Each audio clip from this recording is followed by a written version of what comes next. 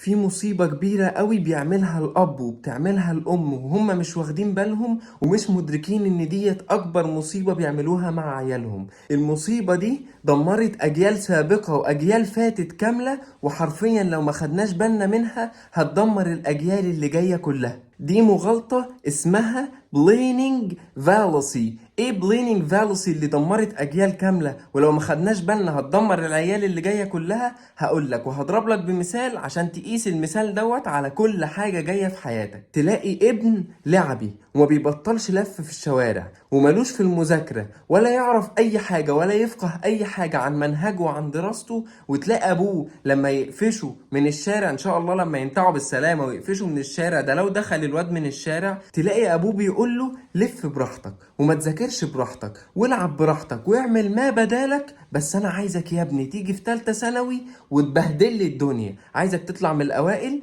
عايزك تجيب لي طب، عايزك تبقى احسن الناس واشطر الناس. يا حاج ازاي بس؟ هيعملها ازاي؟ والله العظيم انت بتدمره وانت مش واخد بالك. ده اسمه سوء تقدير للوقت الطويل والجهد الكبير اللي الواد محتاجه عشان يخش طب وعشان يطلع من الاوائل، اللي اي حد محتاجه عشان يوصل لهدف معين او يطور مهارة معينة. فهمت يا حاج يعني ايه مغالطة سوء التخطيط؟ او يعني ايه البليننج فالسي؟ يعني الواد عشان يطلع من الاوائل في الثانوية العامة لازم يكون على الاقل بيذاكر من الابتدائي، او على الاقل خالص يكون بيجتهد من اعدادي عشان يطلع ويجيب لك طب، علشان الواد ما يطلعش فاسد ويقرفنا والمجتمع والله مش ناقص. وخليك فاكر ان اي مشكلة في الدنيا ليها حل، بس انت تلاقي المختص وتحط ايدك على المشكلة وتتوكل على الله سبحانه وتعالى وكل شيء هيتحل.